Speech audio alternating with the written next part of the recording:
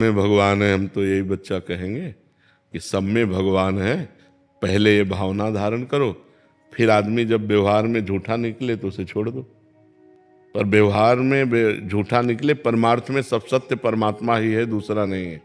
ये क्रूरा अपिपापिनो न च सताम संभाष्य दृश्याश्चय सर्वान वस्तुतया निरीक्ष परम स्वाराध्य बुद्धिर्मम। जो क्रूर है, पापी हैं, दुष्ट हैं, नीच है, उनमें में भी हमारे राधा वल्लभ लाल विराजमान है। पक्की बात है। बिजली तो वही है, चाहे हीटर में हो और चाहे फ्रिज में हो, चाहे कूलर में हो, चाहे पंखे में हो, चाहे हाइलोजन में हो, चाहे मशीन में हो, चाहे ट्रेन में हो, क्रियाएं अलग अलग हैं। करण के कारण क्रियाएं अलग अलग। वही बिजली ठंडा, वही बिजली गर्म, वही बिजली जीवन, वही बिजली मार दे, लेकिन बिजली तो एक ही है ना। ऐसे सब में परमात्मा रूपी बिजली तो एक ही है। हाँ, खोपड़ी के अनुसार क्रियाएं अलग अलग हो रही हैं। जैसे यंत्र के अनुसार क्रियाएं अलग हो रही हैं। हीटर में गर्मी पैदा कर रही बिजली और फ्रिज में ठंडा। तो बिजली तो वही है, बिजली न गर्म है न ठंडी है। वो तो करण के कारण, अब वो हाइलोजन पे गई तो प्रकाश देने लगी।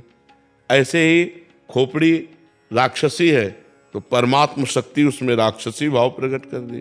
अब वो राक्षसी, तो हमको क्या देखना? सत्य वस्तु। सत्य वस्तु क्या है? परमात्मा। अब हम व्यवहार देखते हैं। अगर व्यक्ति का व्यवहार हमारे अनुकूल है तो उससे दोस्ती कर लेते हैं, अगर व्यवहार अनुकूल नहीं है तो उदासीन हो जाते हैं। उदासीन का मतलब होता है ना दोस्ती न शत्रुता, न मित्रता न शत्रुता, उसे ऐसे उदासीन हो जाते हैं। ऐसे अगर हम देखेंगे तो सब में दोष है, क्योंकि दोष और गुण से बना हुआ है। जैसे सोना बिना मिलावट के आभूषण बन ही नहीं सकता, शुद्ध सोने का आभूषण नहीं बनता, उसमें राई पाई मिलावट होती है। बिना मिलावट के वो कंगन और बाला झाला नहीं बन सकता, उसमें मिलावट होगी। नहीं कहते बोले 22 है सोना, हाँ 22 नहीं, इसमें 20 है, इसमें 18 है, मतलब 18 और 24 इतना बीच में मिलावट हो गई। बोले 20 है तो 20 और 24 इतना मिलावट हो गई। 22 है, बोले बस 2% मिलावट है। बिना मिलावट के बन ही नहीं सकता। ऐसे मिलावट से सब बना हुआ है, कुछ पाप और कुछ पुण्य, उसी से शरीर की रचना है। तो जब शरीर की रचना है तो हमसे कुछ पाप होंगे, कुछ पुण्य होंगे। तो हम ये देख ले, जड़ चेतन गुण दोष में विश्व कीन करतार, संत हंस गुण गाहे पे परिहरिवार विकार। जैसे दूध पानी मिला के रख दो तो हंस केवल दूध पी लेगा, पानी छोड़ देगा। ऐसे ही किसी के दोष मत पकड़ो, गुण गुण लेते चले जाओ। तो कोई भी ऐसा नहीं संसार में जिसमें गुण ना हो। गुण और दोष दोनों मिश्रित है। भाई किसी में 90% गुण है तो 10% दोष है, किसी में 90% दोष है और 10% गुण है। ऐसी रचना है। तो हमें क्या, 100% तो केवल भगवान या भगवान को प्राप्त महापुरुष, प्योर 100% निर्दोष जो भगवान को प्राप्त हो गए हैं, या भगवान, नहीं तो मिलावट है भैया। कहीं ना कहीं दोष है और गुण है। और अगर हम ऐसे देखेंगे तो चराचर जगत में गुण दोष है, तो हम क्या करें? गुण ग्रहण कर लें, दोषों का त्याग कर दें। सब में भगवान है, ऐसी भावना करें। कपिल जी अजमेर से। राधे राधे महाराज जी। महाराज जी, भगवान का आश्रय लेकर कार्य करते हैं तो भगवान का आश्रय में तन्मयता होने लगती है और कर्तव्य कर्मों में अरुचि सी होने लग जाती है। केवल श्री हरि में ही तन्मय होने की ललक रहती है। हाँ, अच्छी बात है, पर ऐसा नहीं है। अगर ऐसा होता तो चक्रवर्ती सम्राट अम्बरीश का राजकाज कैसे चलता? ऐसा होता तो बड़े बड़े भक्त व्यापारी रहे हैं, बड़े बड़े काम किए हैं। हमको ये चाहिए कि भगवान का सुमिरन, भगवान का आश्रय करते हुए कार्य को सम्यक रूप से करें, इतनी भी त्रुटि न होने पावे, तभी तो भगवान की भक्ति का प्रभाव माना जाएगा। अगर ऐसा हो कि भगवान की भक्ति सब कार्य रुकवा देती तो फिर भगवान को कैसे प्राप्त कर पाएगा और वो व्यवहार कैसे कर पाएगा? ऐसा नहीं। अभी आप में कमी हो रही है। भगवान का चिंतन करते हुए हम बहुत अच्छे हर कार्य कर सकते हैं। तो ऐसा कैसे आप निर्णय किए कि भगवान में तन्मय हो जाता और कार्य छूट जाता है? ऐसा नहीं है। ऐसी परिस्थिति। कर्म करते हैं तो फिर कर्म में तन्मयता हो जाती है, भगवान का आश्रय छूट जाता है। भगवान का आश्रय का मतलब है, जैसे आप शरीर को कभी ध्यान करते हो क्या? शरीर का कभी ध्यान नहीं करते हो? कभी भूलते हो क्या? नहीं भी। बस यही आश्रय है। हम किनके हैं? श्री हरि के हैं, हम प्रियाजू के हैं, हम प्रभु के हैं, और खूब कार्य कर रहे हैं बढ़िया मन लगा के, और उस कार्य को प्रभु को अर्पित कर देते हैं। 4 घंटे, 6 घंटे, 8 घंटे ड्यूटी की, हाथ जोड़ा है प्रभु, 8 घंटे से जो कार्य हो रहा था वो आपका ही है प्रभु, ये पूजा स्वीकार करो। ऐसे ऐसे गृहस्थी में चला जाता है। अब आप ऐसा कि हम हरि में तन्मय हो गए तो फिर कार्य, मुझे तो ऐसा कम ठीक लगता है। कार्य को हरि का मान करके करें और उसे अच्छी प्रकार से करें, 100% कोई त्रुटि नहीं होनी चाहिए, और उसे पूरा प्रभु को समर्पित कर दें, पूजा हो गई। जैसे हम रसोई बना रहे हैं तो पूरे विवेक पूर्वक, अगर नमक नहीं पड़ा तो कैसे प्रभु को भोग सुंदर लगा पाएंगे? हर कार्य हम प्रभु के लिए कर रहे हैं। हम ड्यूटी प्रभु के लिए कर रहे हैं, व्यापार प्रभु के लिए कर रहे हैं, किसानी प्रभु के लिए कर रहे हैं। एक होता है अपने लिए करना और एक होता है प्रभु के लिए करना। भक्त प्रभु के लिए करता है, तो जो प्रभु के लिए कार्य किया जाता है तो और सजाकर अच्छी प्रकार किया जाता है। तो अच्छी प्रकार से जो भी कार्य करो, अच्छी प्रकार से करो, और उस कार्य को भगवान को समर्पित कर दो, और बीच बीच में राधा राधा सुमिरन करते रहो। ठीक है ना? राहुल जी, राधे राधे भगवान श्री। राधे राधे महाराज जी। महाराज जी, आजकल के बच्चे में नशे और गंदी आदतें बढ़ रही हैं, तो उनको रोकने के लिए हम कैसे और क्या प्रयास कर सकते हैं? हम तो सबसे प्रार्थना यही कहते हैं कि अपने अपने बच्चों को अगर समझाना शुरू करें, उनसे मित्रवत व्यवहार करें, और उनके पास बैठें, उनके मोबाइल को चेक करें, उनकी मानसिकता को चेक करें, और जहां उनको त्रुटि हो रही उनको हम समझाने की चेष्टा करें कि आप गलत चल रहे हो, आप सुधार करो, हम आपका सुंदर ब्याह करा देंगे, हम सुंदर व्यवस्था आपकी कर देंगे, लेकिन आपको ऐसे गलत आचरण नहीं करने चाहिए। क्योंकि समझाने से अब समझ कम आएगी। अगर बच्चापन से बालक को समझाया जाए, उसे अध्यात्म में जोड़ा जाए, तो शायद गंदी बातें हो ही ना। पर बच्चापन से तो मोबाइल पकड़ा दिया जाता है। छोटे छोटे बच्चे मोबाइल के कारण बहुत बिगड़ गए हैं। गेम खेलना, रीलें देखना, हस्तमैथुन करना, गंदी बातें करना बहुत बहुत बहुत है। बहुत बच्चों के जीवन नष्ट हो रहे हैं। जवान जवान बच्चे इंजेक्शन लगा करके वो जहर ले रहे हैं, नशा ले रहे हैं, और बॉयफ्रेंड गर्लफ्रेंड सब गंदी बातें हो रही हैं। तो हमें लगता है माता पिता बच्चों को अगर क्लास लें एकांत में, उनसे मित्रतापूर्वक, और धीरे धीरे उनके दुर्गुणों को उनको समझाएं कि इससे तुम्हारी हानि हो जाएगी, तुम्हारा जीवन नष्ट हो सकता है, इसमें तुम फंस सकते हो, तो बचाया जा सकता है। और अध्यात्म के बिना किसी के जीवन को पवित्र नहीं किया जा सकता। अध्यात्म ज्ञान ही सबके जीवन को पवित्र। आजकल माता पिता अध्यात्म में नहीं तो बेटों को कैसे अध्यात्म में लगा देंगे? अब वो अपने माता पिता के आचरणों को बच्चे बहुत सूक्ष्मता से देखते हैं, उनके संस्कार पढ़ते हैं। तो अगर माता पिता आध्यात्मिक है तो बच्चों में अध्यात्म का सृजन कर सकते हैं। जब माता पिता आध्यात्मिक नहीं है तो उनमें बच्चों का कैसे कल्याण हो सकता है? तो हमें लगता है पहले माता पिता सुधरे, अपने आचरण सुधारें, अपना व्यवहार सुधारें, और खुद भगवान की भक्ति में अपने चित्त को जोड़ें, और भगवान से प्रार्थना करें कि हमारी संतान पवित्र विचार वाली बने, हमारी संतान बुद्धिमान हो, हमारी संतान स्वस्थ हो, हमारी संतान आध्यात्मिक और लौकिक दोनों उन्नति करने वाला हो। तो हो सकता है, नहीं तो बह रहा है संसार, असत की तरफ बहता चला जा रहा है। उर्वशी जी, कनाडा से। राधे राधे महाराज जी। महाराज जी, बिना भगवान के कुछ नहीं मिलता। मुझे भक्ति करनी है पर हो नहीं पाती महाराज जी। मुझे अपना अंदर भगवान के लिए प्यार चाहिए महाराज। नाम जप करो, नाम जप भक्ति का शुद्ध स्वरूप है। तदर्पिता अखिलाचारिता तदस्मरणेन परम व्याकुलतेति। हर कर्म भगवान को समर्पित करना और भगवान का नाम जप करना। थोड़ी भी भूल होने पर बहुत हृदय जलने लगे कि मैं अपने प्रभु को कैसे भूल गई, यही भक्ति का स्वरूप। क्या कठिन है? राधा राधा राधा राधा राधा राधा। जो नाम प्रिय हो नाम जप करो, और जो कार्य कर, मानो झाड़ू लगाया, पोछा लगाया, भगवान को अर्पित कर दिया। रसोई बनाई, वो समय वो कर्म भगवान को अर्पित कर दिया, बच्चों को सजाया, दुलार किया, पति की सेवा की, हर कर्म भगवान को समर्पित कर दो, ये पूजा हो जाएगी। नाम जप कर रहे हो, बहुत सुंदर भक्ति बन जाएगी, इसमें कोई कठिनता थोड़ी है। प्रातः काल से उठकर अपने परिवार की सेवा करो, उसी को पूजा मान लो, बस नाम जप करते रहो। नाम जप साथ में है और जो भी कर्म आप कर रहे हो वो सब पूजा है, उसी से भगवान की प्राप्ति हो जाएगी। पुनीत जी बुलंदशहर से। राधा वल्लभ श्री हरिवंश। श्री हरिवंश महाराज जी मैं नाम मात्र का शरणागत हूँ, भाव चेष्टा आचरण पूर्णता शरणागत वाले नहीं है महाराज जी, असमर्थ हो रहा हूँ महाराज जी।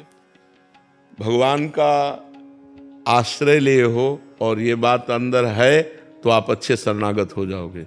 ये होना चाहिए कि मैं शरणागत लायक नहीं, शरणागत के जो आचरण हैं वो मेरे में नहीं है, मैं किसी योग्य नहीं हूँ, फिर भी नाम मात्र का भगवान का शरणागत हूँ। ये किसी भी शरणागत से पूछोगे तो यही बात कहेगा, जैसे गोस्वामी तुलसीदास जी कह रहे, हऊँ कहावत सब कहत राम सहत उपहास, स्वामी सीतानाथ सो सेवक तुलसीदास। बोले मैं भी कहता हूँ कि मैं राम जी का हूँ और लोग भी कहते हैं कि तुलसी राम का है, भगवान उपहास सह रहे, मेरे जैसा दास, मेरे जैसा भगवान श्री राम का दास, ये भगवान उपहास सह रहे हैं।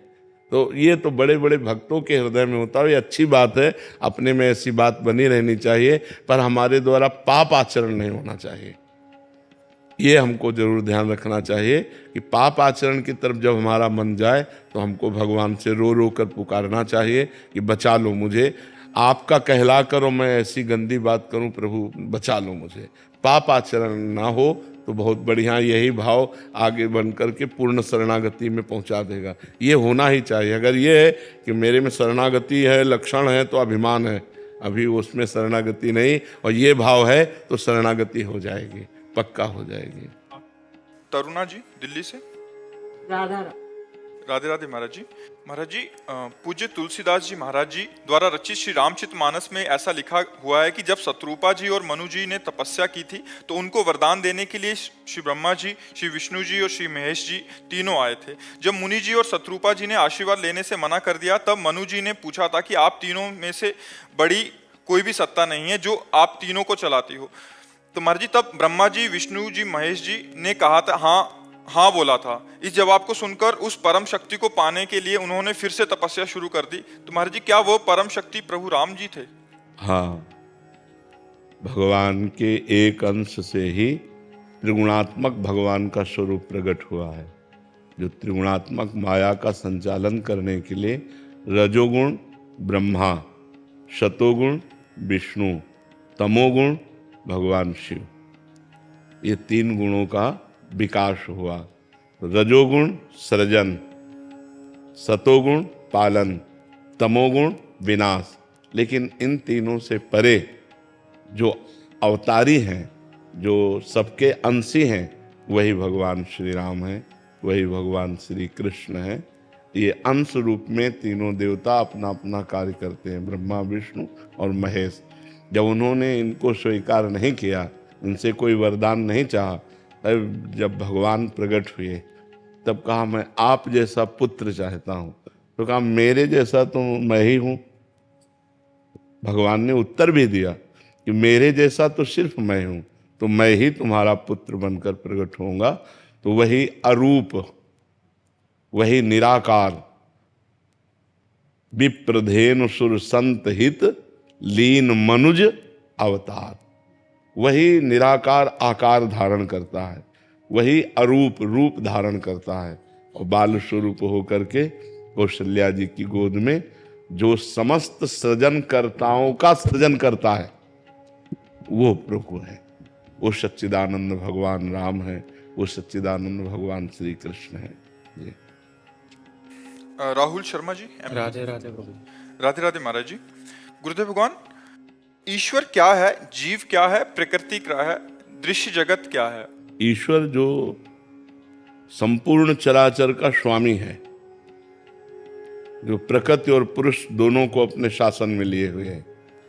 पुरुष सबके अंदर बैठा हुआ आत्म तत्व, प्रकृति अष्टधा प्रकृति, आकाश, वायु, जल, अग्नि, पृथ्वी, मन, बुद्धि, अहंकार, कितने हुए? 8।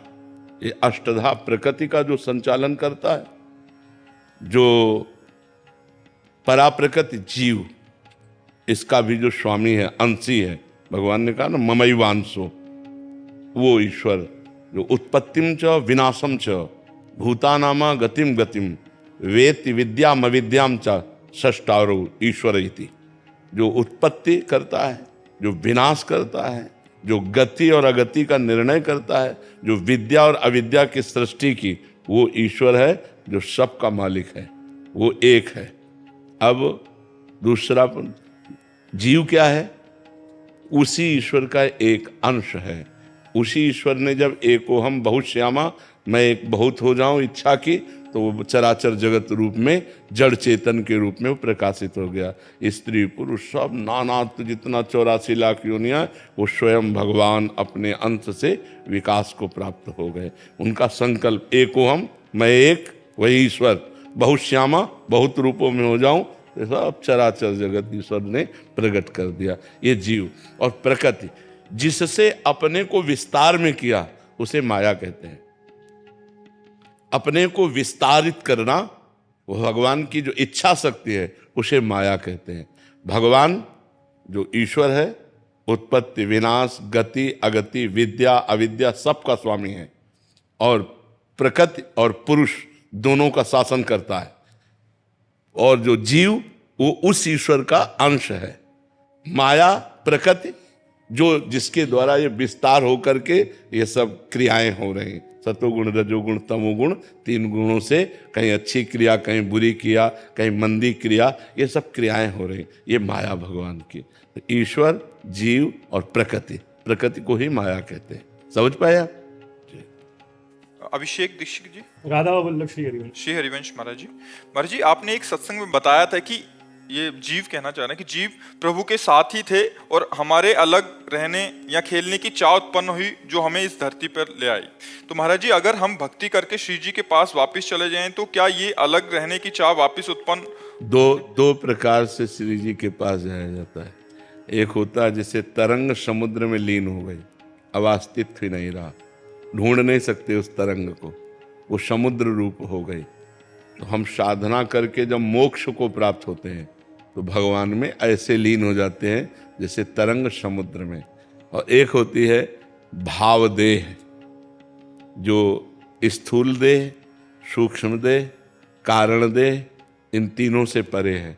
भाव देह हमारे यहाँ भक्ति में 5 प्रकार के भाव हैं। शांत भाव, दास्य भाव, सख्य भाव, वात्सल्य भाव और माधुर्य भाव।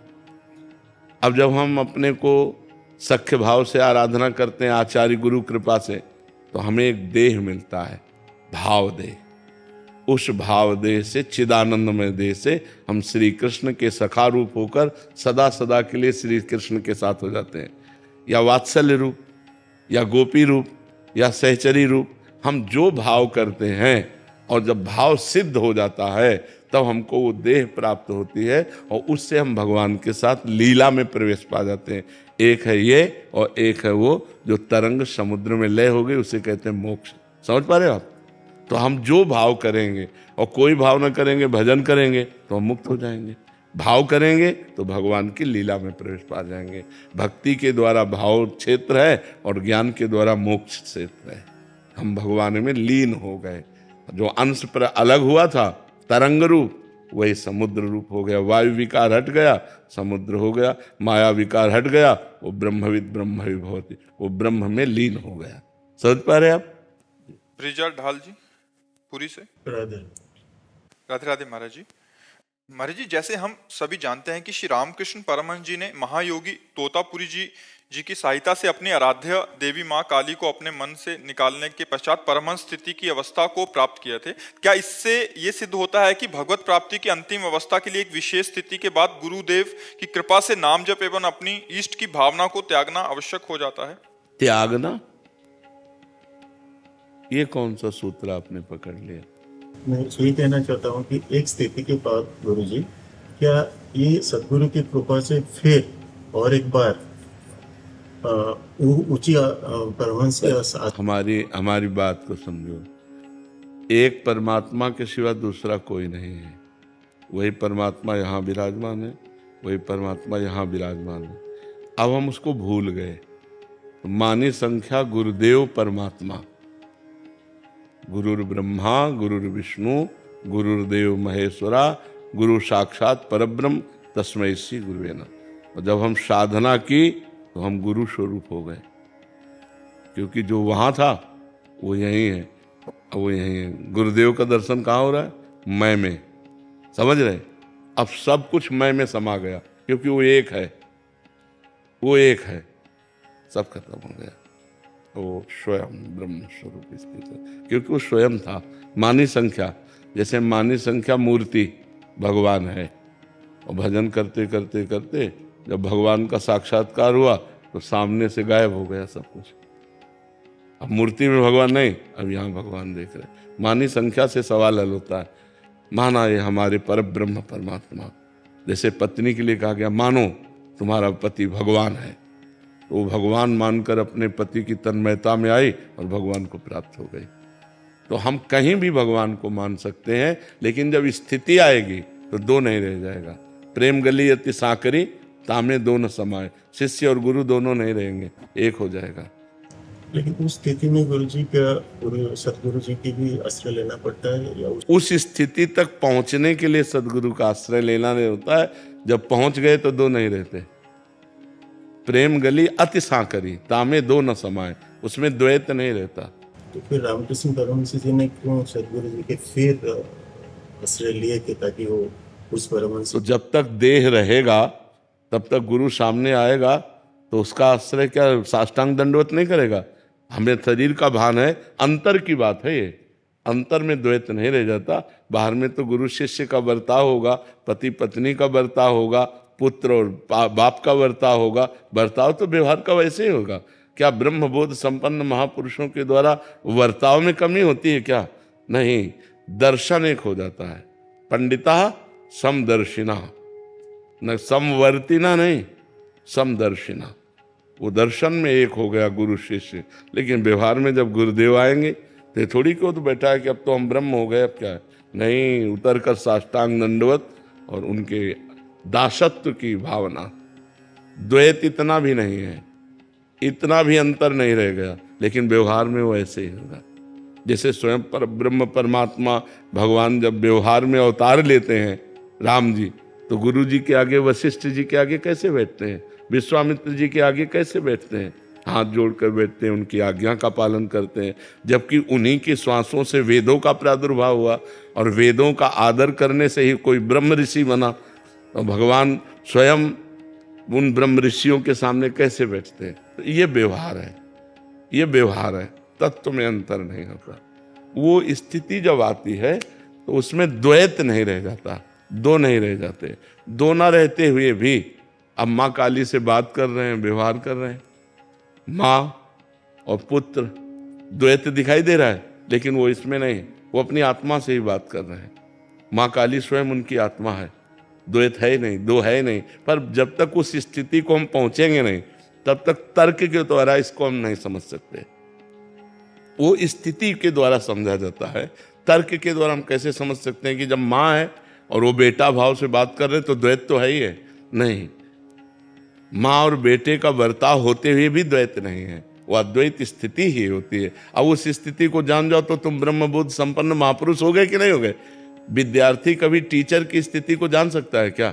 वो टीचर की योग्यता प्राप्त करे तब जान पाएगा कि हमारा टीचर कितना ग्रेजुएट है। विद्यार्थी तो अपने विषय को देखे कि हम कहाँ पढ़ रहे हैं, हमको कहाँ पहुँचना है, वो रास्ता तय करे तो ज़्यादा अच्छा रहेगा।